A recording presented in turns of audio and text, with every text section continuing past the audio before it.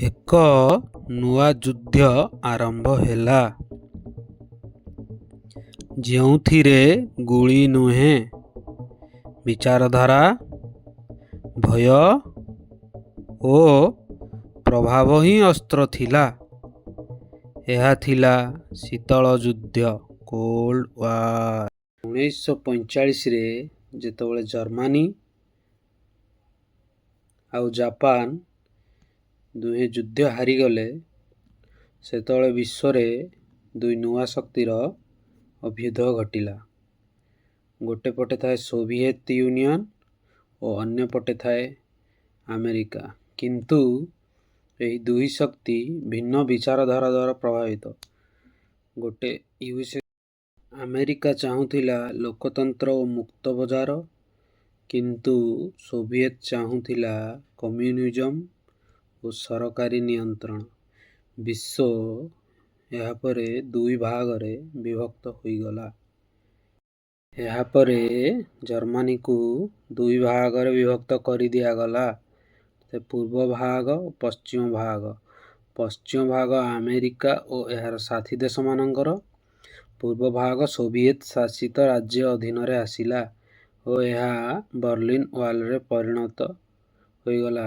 ଏହାପରେ ଆରମ୍ଭ ହୁଏ ଆମେରିକାର ସିଆଇଏ ଓ ସୋଭିଏତ ୟୁନିୟନର କେଜିବି ଭିତରେ ତଥ୍ୟଭିତ୍ତିକ ଲଢ଼େଇ।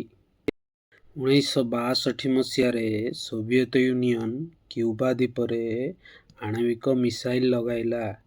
ଏହାପରେ ସମ୍ପୂର୍ଣ୍ଣ ବିଶ୍ୱ ଏକ ପରମାଣୁ ଯୁଦ୍ଧ ଆଡ଼କୁ ଗତି କଲା। ସେ 14 ଦିନର ବିନାଶର ରାତି ଓ ଦିନ ସମସ୍ତ ବିଶ୍ୱକୁ ଥରାଇ ଦେଲା। ଶେଷରେ ଏହି ଦୁଇ ଦେଶ ମଧ୍ୟରେ ବହୁ ବାର୍ତ୍ତାଳାପ ପରେ ସମ୍ମତି ହେଲା। ଆମେରିକା ତୁର୍କୀରୁ ତା ଅସ୍ତ୍ର ହଟାଇଲା, ସୋଭିଏତ କ୍ୟୁବାରୁ ତା ପରମାଣୁ ଅସ୍ତ୍ର ହଟାଇଲା। ଏହା କ୍ୟୁବାନ ମିସାଇଲ କ୍ରାଇସିସ୍ ନାମରେ ପରିଚିତ। ଯୁଦ୍ଧ ପରେ ଆରମ୍ଭ ହେଲା ଅସ୍ତ୍ର ତିଆରି କରିବାର ଲଢ଼େଇ। ଦୁଇ ଦେଶ ନିଜ ନିଜ ଭିତରେ ବହୁତ ଅସ୍ତ୍ର ତିଆରି କରି ପରସ୍ପରକୁ ଡରାଇବାକୁ ଲାଗିଲେ। ଏହାପରେ ଆରମ୍ଭ ହୁଏ ସ୍ପେସ୍ ରେସ୍।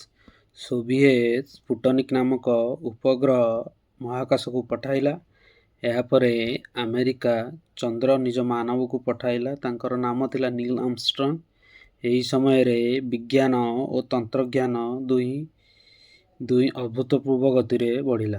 ଯୁଦ୍ଧ ମାନେ ଶବ୍ଦ ଯୁଦ୍ଧ ନୁହେଁ, ଏହା ପୃଥିବୀର ବିଭିନ୍ନ ଦେଶର ବାସ୍ତବ ରୂପ ଦେଖାଦେଲା।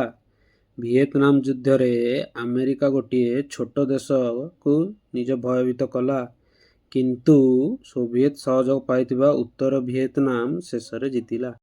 ଏହାପରେ ହୁଏ ଆଫଗାନ ଯୁଦ୍ଧ। ଆଫଗାନ ଯୁଦ୍ଧରେ ସୋଭିଏତ ସେନା ଗଲା, କିନ୍ତୁ ଆମେରିକା ସେଠାରେ ମୁଜାହିଦମାନଙ୍କୁ ଅସ୍ତ୍ର ଦେଇ ସୋଭିଏତର ଅର୍ଥନୀତିକୁ ଧ୍ୱଂସ କରିଦେଲା। 1980 ଦଶକରେ ସୋଭିଏତ ଅର୍ଥନୀତି ଦୁର୍ବଳ ହୋଇଥିଲା।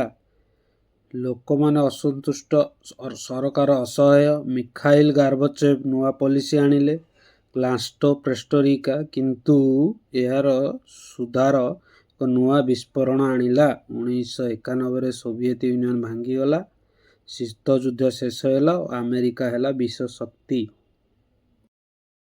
ମୋ ଭିଡ଼ିଓ ଭଲ ଲାଗୁଥିଲେ ଲାଇକ୍, ସେୟାର, ସବସ୍କ୍ରାଇବ କରିବାକୁ ଭୁଲନ୍ତୁ ନାହିଁ। ଆପଣ